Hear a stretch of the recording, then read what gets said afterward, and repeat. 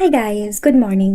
Today I'm making this mini vlog because I want to remember this day and I want you all to be a part of it. So let's go. আজ voice ওভারের দায়িত্বটা আমার ঘাড়ে এসে পড়েছে। হ্যাঁ, আমার। আর এক্ষুনি বললো I want to remember this day, but আজ দিনটা শুরুই এমনভাবে হয়েছে চাইলেও ভুলতে পারবে না। কারণ কাকুরা জোম্যাটোর প্রথম দিন ছিল, তাই অ্যাপ কী করে ইউজ করতে হবে বুঝতে না পারে একে ওকে জিজ্ঞাসা করে সুকন্যা নামক এই খাবার আইটেমটিকে আমার বাড়িতে ডেলিভারি দিয়ে গেছে। আর এরা নির্লজ্জের মতো ভোরবেলা ভোর ১২টার সময় আমার ঘুম ভাঙাতে চলে এসেছে। আর আমিও ঘর অন্ধকার করার জন্য কালো কাপড় না খুঁজে পেয়ে যমরাজের ধুতি চুরি করে এনেছিলাম। আর শুটিংয়ের জন্য ভাড়া করে যে আমরা জ্যান্ত ডেড বডিটা এনেছিলাম, সেটা আমরা এই আলমারিতে ভরেই বাইরে বার করার চেষ্টা করছিলাম। আর যমরাজের ধুতি চুরি করে এনেছি বলে যমুনা তাই জমকে ফোঁটাওয়ালা যমুনা এসে আমাদের জোর জবরদস্তি শাড়ি পরিয়ে বস্ত্রহরণ করার চেষ্টা করছিল।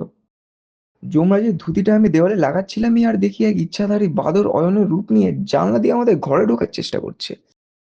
সেই চেষ্টায় সফল হতে দেখে আমি পাখার ওপর দিয়ে অয়নের সিঙ্গেল লাইফের তুমিও মুভমেন্টের ওপর পুষ্পবৃষ্টি করার চেষ্টা করছিলাম।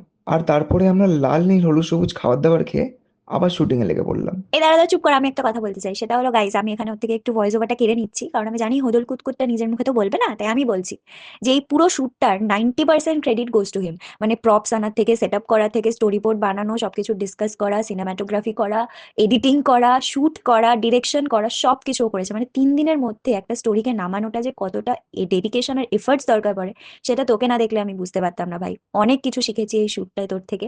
আর এত তারিফ করে দিলাম যে আবার বালিশে মুখ গুজে একটু লজ্জা পেয়ে। Anyways, hats off to you ভাই, রিয়েলি প্রাউড অফ ইউ। আগে একটু বেশি তারিফ করে দিয়েছি, তাই এই ক্লিপটার ভয়েস ওভারটা দিয়ে ব্যালেন্স করে দিচ্ছি। ফাইনালি তোর এই সুন্দর ভুঁড়িটা দেখে আমি বুঝতে পেরেছি যে তুই কথায় কথায় কেন বলিস আমি তো সবচেয়ে খারাপ, আমি তো মহিষাসুরকে জন্ম দিয়েছি। একদম ভাই, লেজিট বোঝা যাচ্ছে। ভিডিওতে আমাকে রোস্ট না করলে এর ভাত হজম হয় না। যাই হোক, ইউটিউবের টিউটোরিয়াল দেখেও লাইট জ্বালাতে না পেরে আমি এডিসনকে ডাকতে গেলাম। এসে দেখি কারণ জহর আমাদের ফোন করেছে। কারণ জহরকে তারপর একটু হাই হ্যালো করলাম।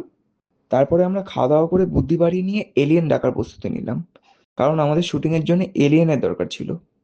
তারপরে আমরা রোহিত মেহরার বাবার কাছ থেকে চুরি করা আনা মেশিনে ঔ ঔ ঔ ঔ ঔ করে ওদেরকে কিছু ফটো তুলে পাঠিয়ে দিলাম। ফটোগুলো এলিয়েনদের এত পছন্দ হলো যে ওরা সঙ্গে সঙ্গে ইনস্টাগ্রাম অ্যাকাউন্ট খুলে ওকে ফলো করতে লেগে গেল। তারপর আমি প্যান্টের দড়ি খুলে জানলায় লাইট বাঁধলাম। আর তারপরে দেখি এলিয়েন চলে এলো। ভয়ে আমরা ঘরের দরজা জানলা বন্ধ করে দিলাম। তারপরে দেখি এলিয়েনরা ওদিক দিয়ে রেড লাইট ব্লু লাইট খেলতে লাগলো। এলিয়েনদের দেওয়া আলো দিয়েই আমরা তাড়াতাড়ি করে শ্যুটটা কমপ্লিট করার চেষ্টা করলাম। আমাদের প্ল্যানটাই এটা ছিল যে সিঙ্গেল মেয়ের ফটো দেখিয়ে এলিয়েনদের ডাকবো, তারপরে ওদের লাইট দিয়েই শুটিং করে নেবো। দেন শুটিং কমপ্লিট হওয়ার পর এলিয়েনদের জোর করে রিল দেখিয়ে বললাম যে এখানে থাকলে তোদেরও পিকের মতো রিমোট চুরি হয়ে যাবে। তাই ওরা ভয় পেয়ে নিজেদের প্ল্যানেটে ফিরে যায়। কিন্তু আবার একটা হ্যাভা এলিয়েন ইউএফওতে উঠতে পারেনি, তাই তাকে আবার সাইকেলে করে ছেড়ে দিয়ে আসতে হচ্ছে। কাট।